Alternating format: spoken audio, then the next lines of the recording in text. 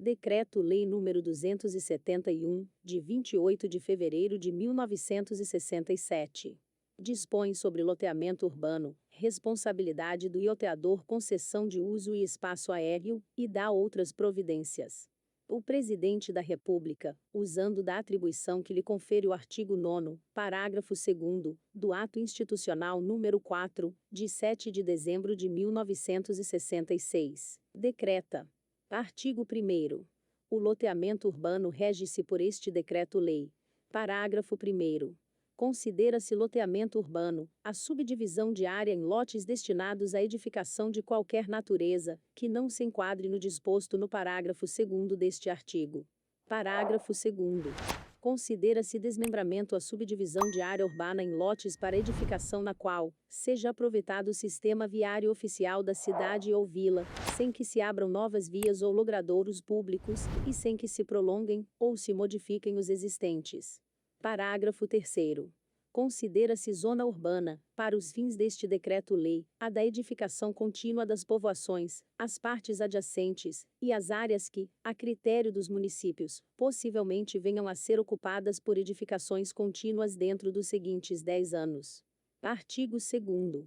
Obedecidas as normas gerais de diretrizes, apresentação de projeto, especificações técnicas e dimensionais e aprovação a serem baixadas pelo Banco Nacional de Habitação dentro do prazo de 90 dias, os municípios poderão, quanto aos loteamentos.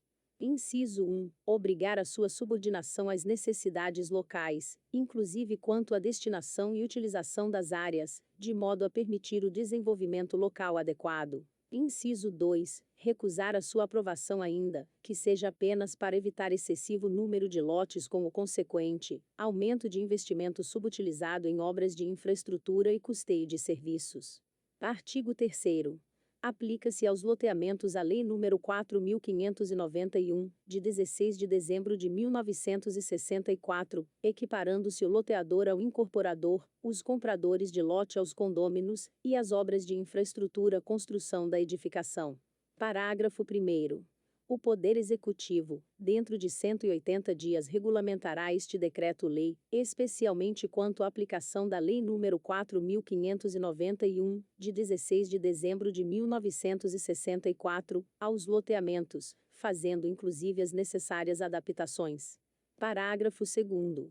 O loteamento poderá ser dividido em etapas discriminadas, a critério do loteador, cada uma das quais constituirá um condomínio que poderá ser dissolvido, quando da acetação do loteamento pela Prefeitura. Artigo 4º. Desde a data da inscrição do loteamento, passam a integrar o domínio público de município as vias e praças, e as áreas destinadas a edifícios públicos e outros equipamentos urbanos, constantes do projeto e do memorial descritivo. Parágrafo único. O proprietário ou loteador poderá requerer ao juiz competente a reintegração em seu domínio das partes mencionadas no corpo deste artigo, quando não se efetuarem vendas de lotes.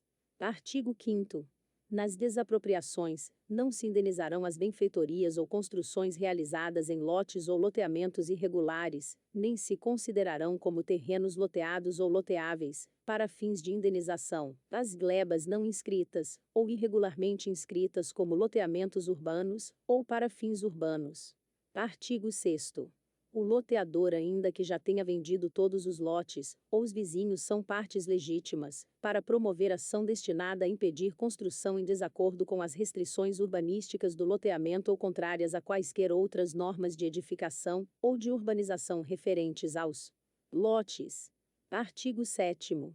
É instituída concessão de uso de terrenos públicos, ou particulares remunerada ou gratuita, por tempo certo ou indeterminado, como direito real resolúvel, para fins específicos de regularização fundiária de interesse social, urbanização, industrialização, edificação, cultivo da terra, aproveitamento sustentável das várzeas, preservação das comunidades tradicionais, e seus meios de subsistência ou outras modalidades de interesse social em áreas urbanas.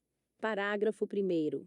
A concessão de uso poderá ser contratada, por instrumento público, ou particular, ou por simples termo administrativo, e será inscrita e cancelada em livro especial. Parágrafo 2º.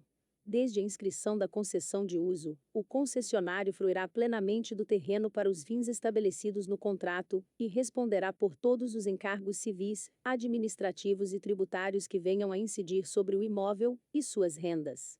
Parágrafo 3º. Resolve-se a concessão antes de seu termo, desde que o concessionário dê ao imóvel destinação diversa da estabelecida no contrato ou termo, ou descumpra a cláusula resolutória do ajuste, perdendo, neste caso, as benfeitorias de qualquer natureza. Parágrafo 4º. A concessão de uso, salvo disposição contratual em contrário, transfere-se por ato inter vivos, ou por sucessão legítima ou testamentária, como os demais direitos reais sobre coisas alheias, registrando-se a transferência. Parágrafo 5º. Para efeito de aplicação do disposto no caput deste artigo, deverá ser observada a anuência prévia. Inciso 1, do Ministério da Defesa, e dos Comandos da Marinha, do Exército ou da Aeronáutica, quando se tratar de imóveis, que estejam sob sua administração, e, inciso 2, do Gabinete de Segurança Institucional da Presidência de República, observados os termos do inciso 3 do parágrafo 1º do artigo 91 da Constituição Federal. Artigo 8º. É permitida a concessão de uso do espaço aéreo sobre a superfície de terrenos públicos, ou particulares, tomada em projeção vertical, nos termos e para os fins do artigo anterior, e na forma que for regulamentada. Artigo 9º. Este decreto-lei não se aplica aos loteamentos, que na data da publicação deste decreto-lei, já estiverem protocolados ou aprovados nas prefeituras municipais para os quais continua prevalecendo a legislação em vigor até essa data. Parágrafo único. As alterações de loteamentos enquadrados no caput deste artigo estão, porém, sujeitas ao disposto neste decreto-lei. Artigo 10. Este decreto-lei entrará em vigor na data de sua publicação, mantidos o Decreto-Lei nº 58, de 10 de dezembro de 1937, e o Decreto nº 3079, de 15 de setembro de 1938, no que couber, e não for revogado por dispositivo expresso deste Decreto-Lei, da Lei nº 4.591, de 16 de dezembro de 1964, e dos atos normativos mencionados no artigo 2º deste Decreto-Lei. Brasília, 28 de fevereiro de 1967, 146º da Independência e 79º da República. H. Castelo Branco.